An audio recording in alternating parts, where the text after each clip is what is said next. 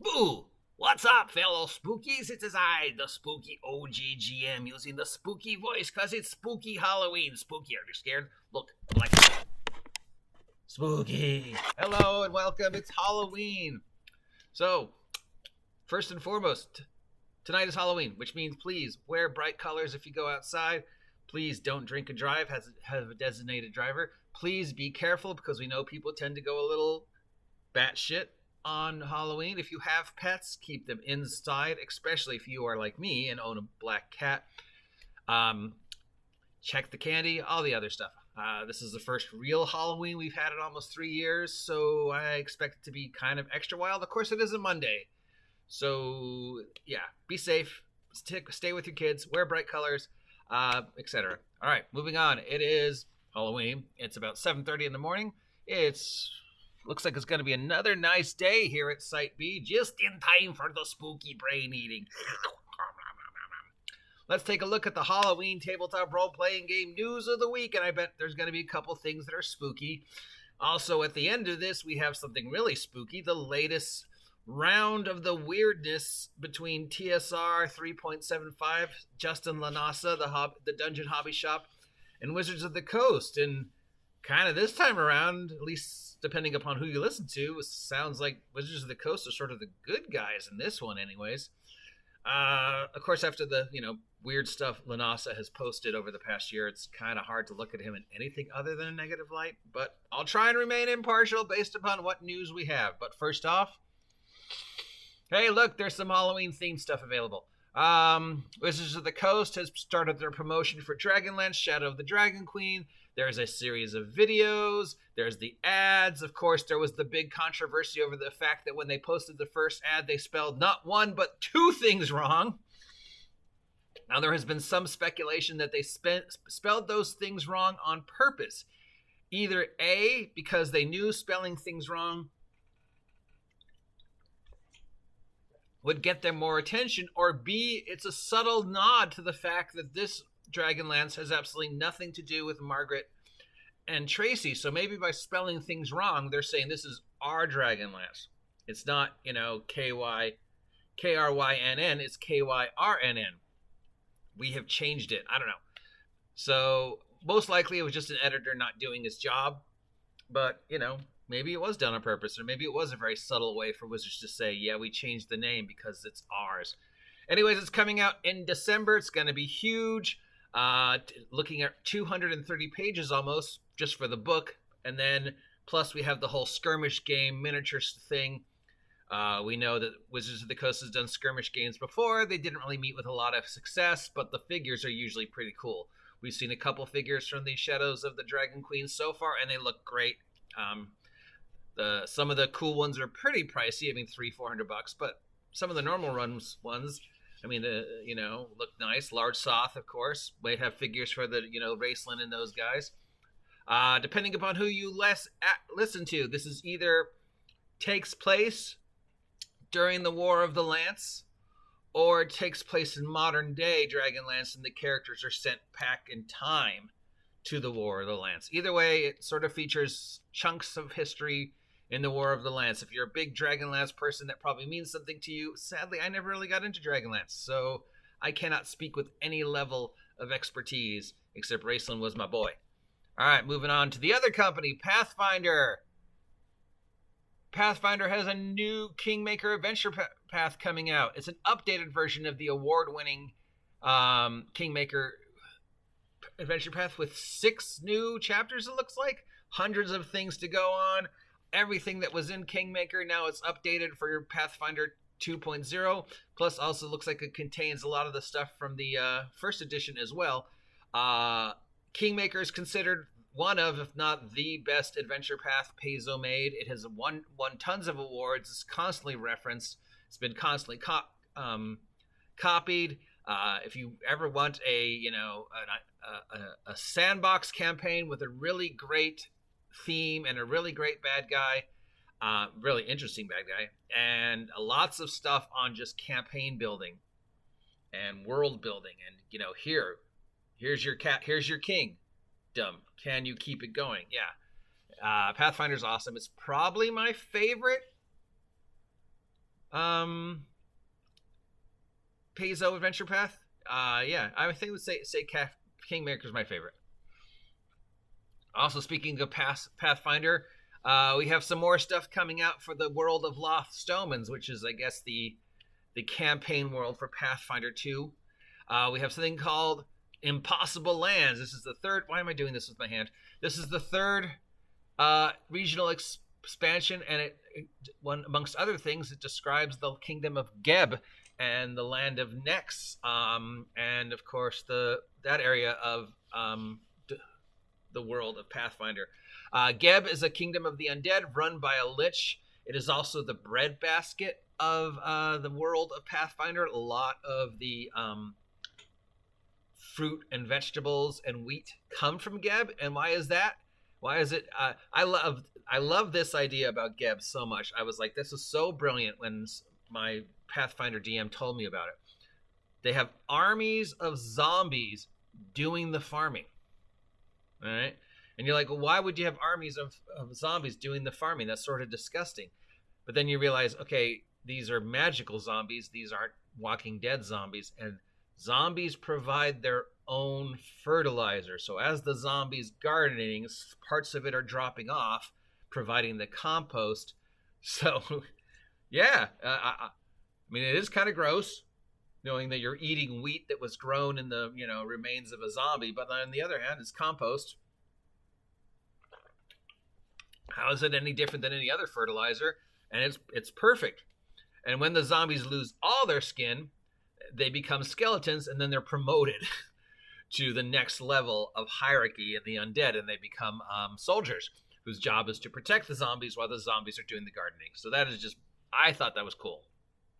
I don't know if other people do. More stuff from Kickstarter. We saw this was being done for D&D. Now it looks like Pathfinder is doing it as well.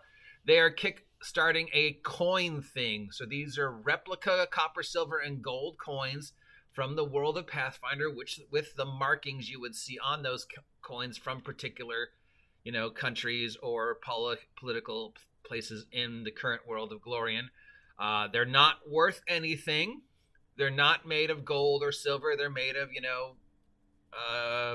pewter or whatever else they make fake coins out of. There's a limited run on them. Do I have a price? $45. Looks like the top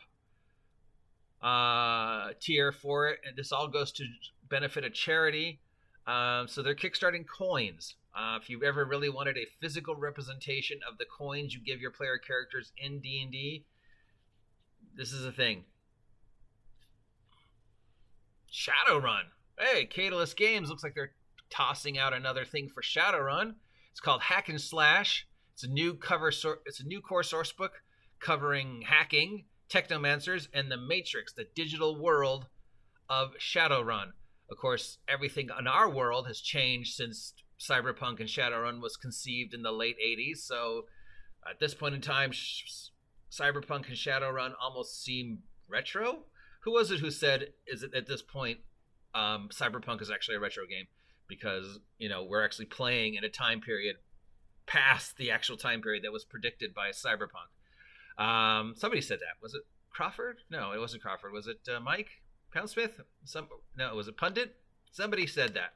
It is. So be interesting to see Cyberpunk games now, considering, we're living in the future that Cyberpunk predicted, and it's not really cyberpunky. It's just sort of, I don't know, blah, quasi dystopian, just sort of a mess. Anyway, so this is updated rules for hacking, computer hacking, technomancers, running the computer matrix of the Shadowrun world. What's the difference between Cyberpunk and Shadowrun? If you do not know, Shadowrun is Cyberpunk with magic. Is the quickest way to describe it. So it does magic and technology as opposed to Cyberpunk just being technology. There's several tie-ins coming up with the Dungeons and Dragons movie scheduled to come out in March of next year, maybe, including a book. This is called The Feast of the Moon. It tells the events leading up to the film, and features some of the characters from the film going off and doing adventuring and how they meet and leading up to the events of the movie. And we also have a YA novel featuring the owlbear shape-shifting druid from Honor Amongst Thieves. The character's name is Doric. The book is called The Druid's Call, and it's another prequel to Dungeons and Dragons Honor Amongst Thieves. And hopefully this will explain how a druid can turn into an owlbear, because they can't.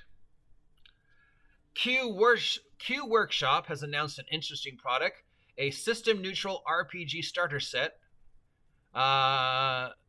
It's all the things these guys think you need to start playing. So it comes with dice bag, a player's handbook, an automatic pencil with eraser, a wooden tablet to keep track of, levels or hit points. So, yeah, it basically comes with a notebook, some dice, a dice bag, and a hit point tracker. And it's $25. You can get a notebook for 99 cents. You can get a thing of dice for $3, and you could just use a piece of paper to track your hit points. So, yeah. And now moving on to the top story. Another round of court intrigue regarding Wizards of the Coast and Justin LaNasa / TSR 3.5. So this comes off the tail end of last week, where Justin LaNasa was receiving harassment charges against him. I don't know if that's true, because it's so hard to follow this thing. But apparently somebody had filed harassment charges against LaNasa. Maybe this one is now also addressing the fact that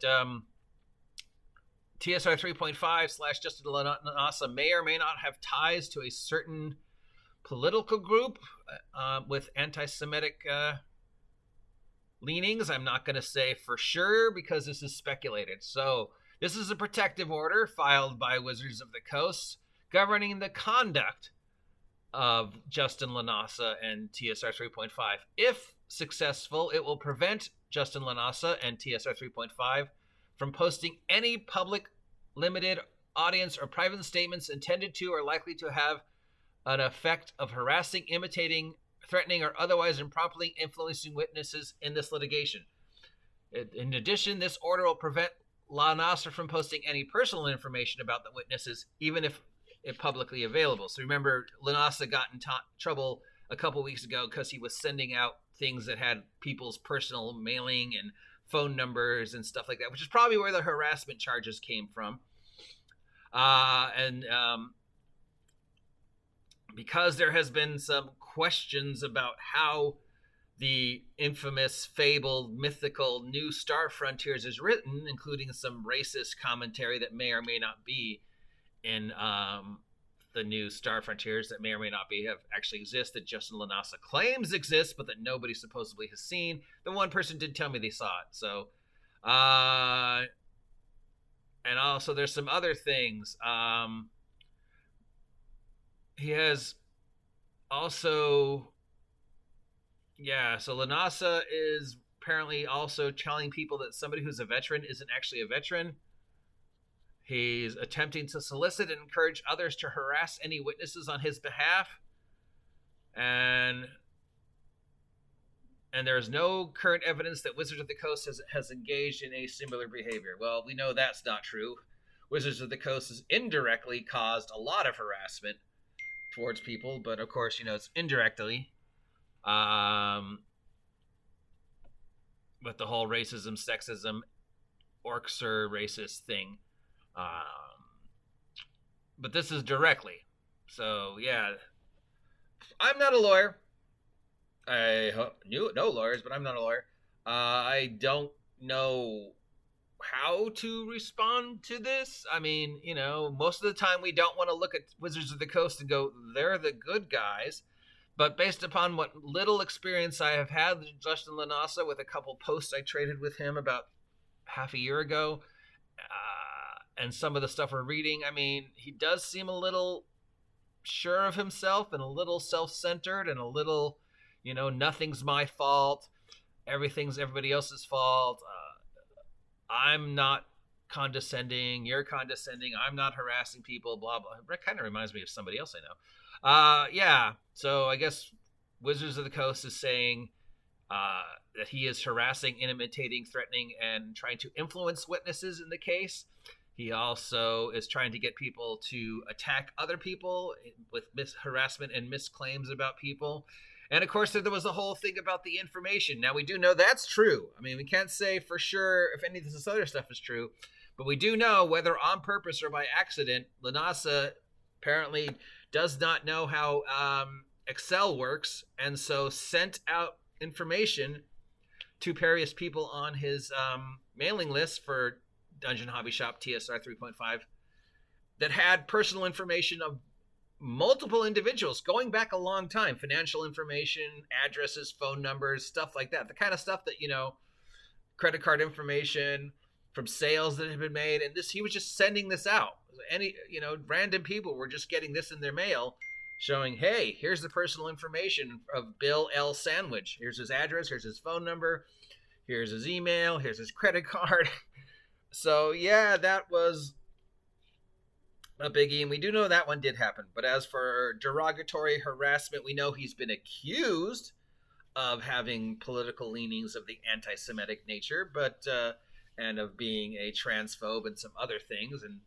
But that one is a little harder to prove because that's lots of hearsay. So I don't really want to touch on that one until the court makes a decision. So kind of in this one, Wizards of the Coast is sort of coming out as the good guy, because they're saying, dude, we want this court case to happen between you and us, and we're hearing that you're threatening witnesses. So yeah, stop that. How much of this is fact? How much of this is fiction? How much of this is blown up? Can't say for sure. We can only go by what we do know that is hard fact based upon, stuff that LaNasa has done and stuff Wizards of the Coast has done.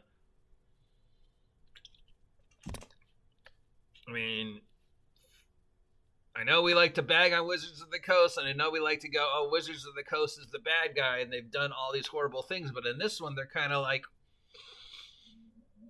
yeah, no, we're just going to sit here and counter suit your suits, and some of your suits are ridiculous.